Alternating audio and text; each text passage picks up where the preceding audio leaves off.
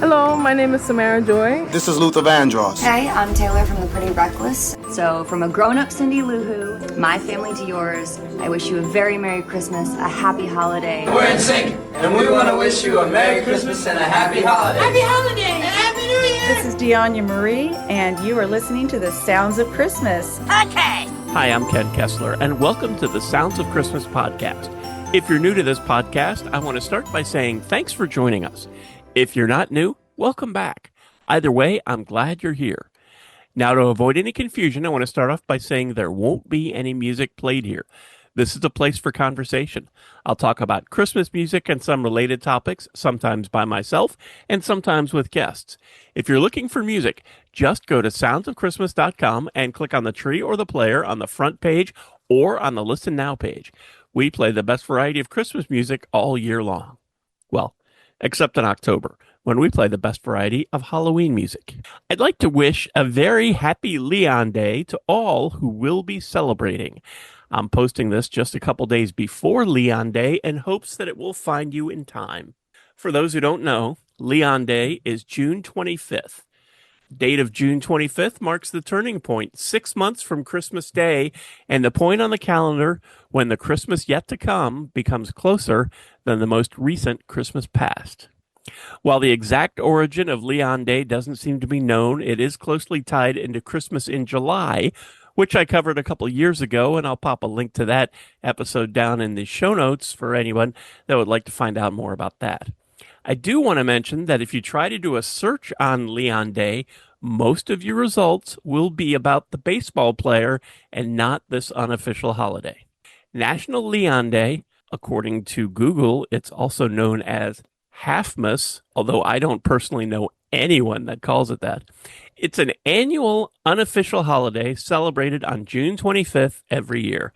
It gives those that need a reason an excuse to celebrate an extremely festive occasion just for the sake of celebrating it. As I've said, Leon Day is an unofficial holiday. It's a day for Christmas lovers to begin thinking about and preparing for the holiday season, if they haven't already. Some people use the day to start crafting homemade gifts, planning Christmas decor, or even, don't shoot the messenger, beginning their holiday shopping. For others, it's a time to bring a bit of the Christmas spirit into the summer by watching holiday movies, listening to Christmas music, or baking festive treats. Leon Day is all about getting into the holiday mood well before the traditional holiday season. Even though the exact origins of Leon Day are unclear, the concept does seem to be catching on, especially those who enjoy crafting holiday preparations or simply love the festive spirit of Christmas. The playfulness of this holiday, with Leon being Noel spelled backwards, adds to the charm of this mid-year celebration. The folks at mymerrychristmas.com claim that Leon Day was born out of the online bulletin boards, forums, and chat groups on the internet long before social media came into being. It was from these informal, festive gathering places online that chatter of Leon Day first took root in the early 1990s. There was actually a petition on change.org to make Leon Day the only national holiday in the month of June to garner a day off. It only got 28 supporters before the petition was closed, and that was 8 years ago. Regardless of how popular Leon Day is or isn't, it is significant as the point when Christmas 2026 gets closer than Christmas 2025, and it is a kind of gateway to Christmas in July.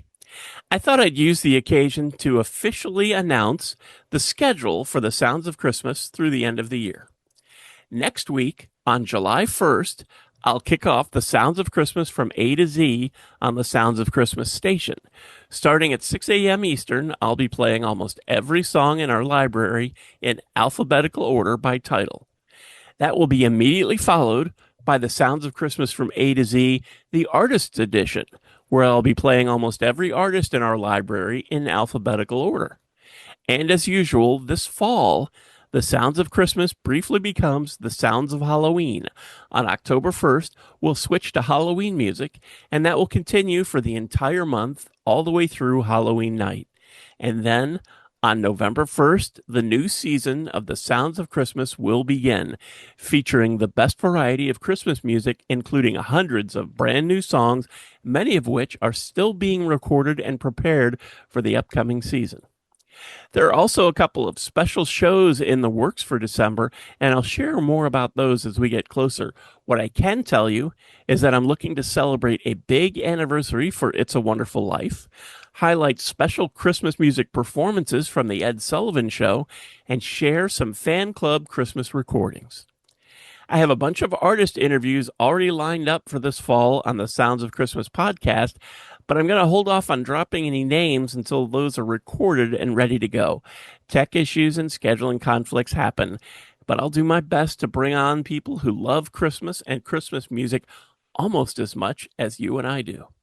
And since the Sounds of Christmas from A to Z starts next week, I will offer these 10 spoilers. Number 1. It will take over 200 songs before I get to Mariah Carey's All I Want for Christmas Is You, but that will happen within the first 24 hours.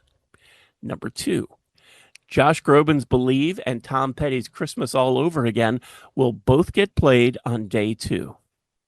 Number 3, 2 songs from Trans-Siberian Orchestra will play back-to-back early on day 3. Number 4, Coldplay and the Beatles will be part of day 4. Number 5, songs that start with the letter D will start on the night of day 5. Number 6, Mariah Carey will show up again midway through day 6, shortly followed by Carrie Underwood and Peppa Pig.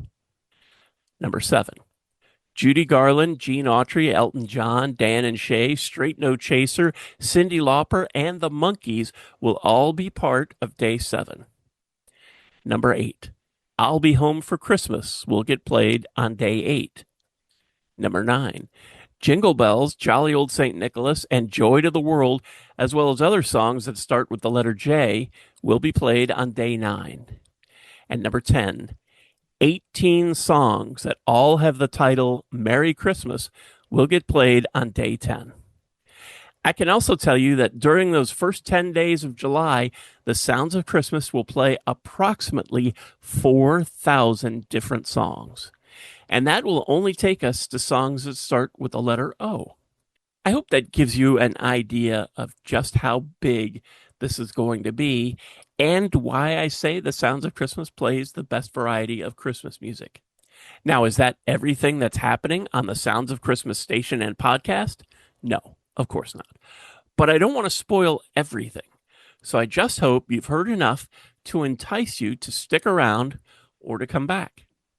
Thanks so much for listening, helping me share some Christmas spirit, and for continuing to support the Sounds of Christmas station and podcast. I already told you how to listen to the station, and you're listening to the podcast now, so my work here is just about done. All of our episodes are available on the Sounds of Christmas website. Just click the podcast tab. And we also have a Linktree page that lists most, if not all, of the sites that stream the Sounds of Christmas podcast. And I'll put a link to that down in the show notes, so you can click that, go on over and find your favorite, then click over and subscribe, and that way you'll never miss another episode. If you have comments or suggestions on this episode, previous episodes, or the Sounds of Christmas station, feel free to reach out to me on social media or through the website. Thanks again, and may you always believe in Santa Claus.